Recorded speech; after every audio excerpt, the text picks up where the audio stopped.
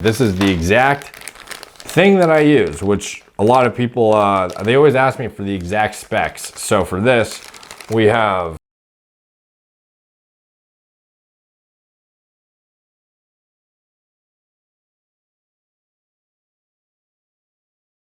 What's up guys, Derek, moreplates.com. Today we're going to be talking about what I use exactly to inject my testosterone. So this is should be YouTube friendly because it is a doctor prescribed medication after all, and it is not advising on how to pin illicit substances. So I already have a pretty elaborate medical disclaimer, but you know, another one just in case. So anyways, a lot of people, they ask me, in my older videos, I talk about how I pin sub-Q, which is a bit misleading when in reality it's like shallow intramuscular. And I realize it's even more misleading the way I used to elaborate on it, because when people think sub-Q, they think into their belly fat, which is never what I meant. You should never inject oil into your stomach fat, ever, in my opinion. So anything oil-based, like you can pin things oil-based into fat, it's going to get absorbed very poorly, and you're going to have, especially if you're microdosing on a daily basis, you're probably going to end up with little deposits in your stomach fat that take a long time to go away, and they're really annoying. So what I do for administering my TRT is shallow intramuscular. So it's like right on the cusp of being sub-Q, and frankly, for some guys, depending on your body fat, it may be sub-Q as well. But the fact is it's not that important. It's more so that the injection site is somewhere that's not going to be problematic. Like, we're not injecting into stomach fat. I am literally using the same injection site that I would otherwise be using if I was using a 1 to 1.5 inch harpoon. So for me, I'm lean enough that a 1/2 inch insulin syringe and needle can get shallow intramuscular. So that's what I use personally. This is the exact thing that I use, which a lot of people, they always ask me for the exact specs. So for this, we have, I don't know if this is gonna focus. So this is 1 cc, 1 milliliter. We have 29 gauge, and we have 1/2 inch. So some insulin syringes, insulin pins, the needle on the syringe, are a lot shorter than that, and some are different gauge than that. The gauge is just the thickness of the needle itself. So obviously, you know, traditionally you would see the harpoons are like 22, 23 gauge is a pretty typical gauge used for intramuscular injections.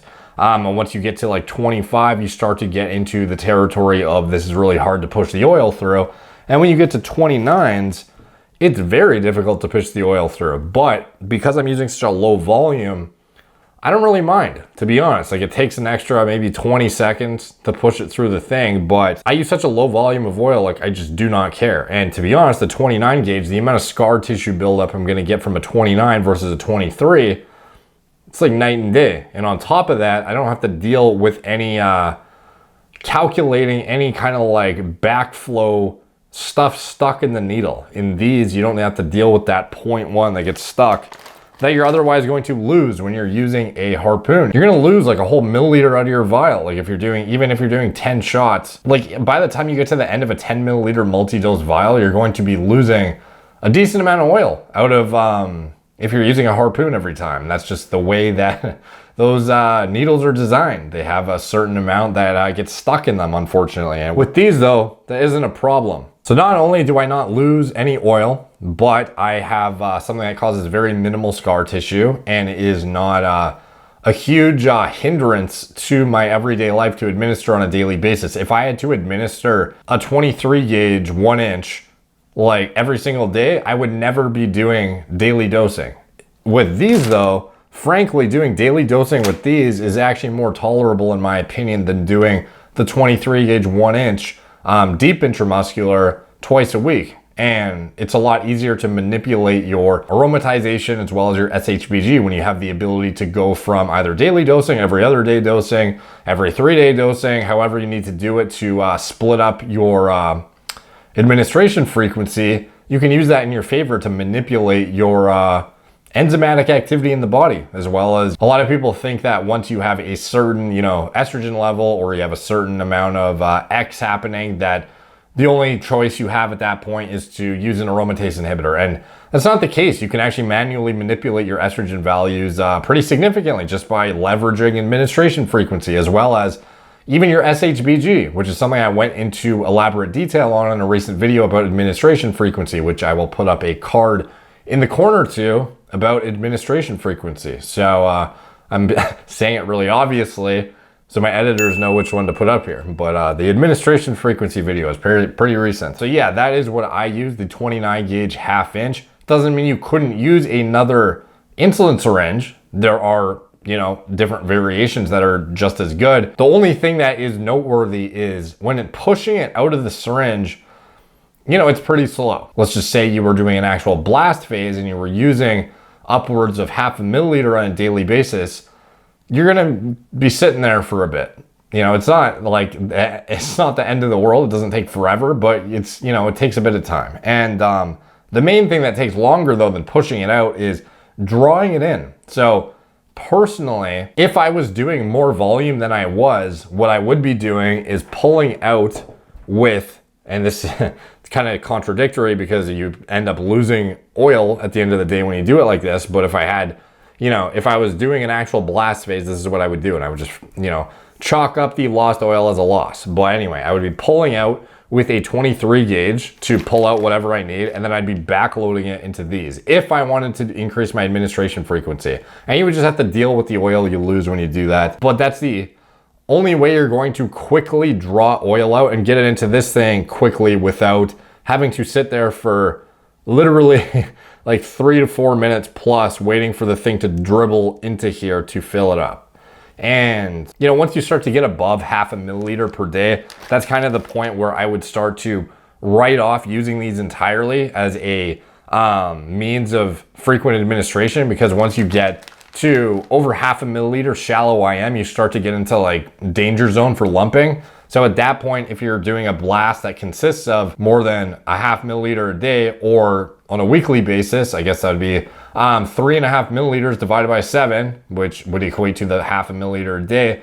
Once you get above and beyond that, volume wise, that's when you are probably going to have to step up, unfortunately, to the bigger harpoons, because, you know, I just wouldn't advise going over 0.5 milliliter shallow intramuscular or sub-Q of anything, to be honest. It gets a bit cumbersome for such a shallow injection. So that is sort of just a brief overview of kind of the pins I use and why.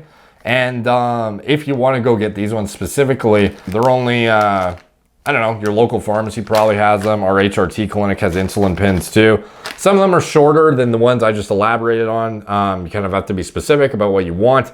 But yeah, the 1/2 inch ones I feel like are, it's not like it's too deep, but it's not so shallow either that you have to worry about any kind of lumping issues if you're getting up to the 0.5 milliliter mark. If you're using less than 0.5 milliliters and you're using like, you know, 0.1, 0.2, you can probably get away with the really short insulin syringes. But when you get to, you know, closer to, like I can get away with the smaller insulin syringes too. I just want to make sure I don't have to deal with lumping with carnitine, which is something I use on a regular basis intramuscular. So that's where, you know, these come into play for me too. So yeah, that is what I'm using. The 1 milliliter, 29 gauge, 1/2 inch insulin pins on a everyday basis if I am doing it properly. And if I get lazy, I will typically go to every other day and kind of just double up. But that is more or less what my TRT protocol administration protocol, I guess, boils down to, and the type of insulin syringes I use. So thank you guys for watching. Please like, subscribe, check out my blog, moreplates.com, if you want to subscribe to the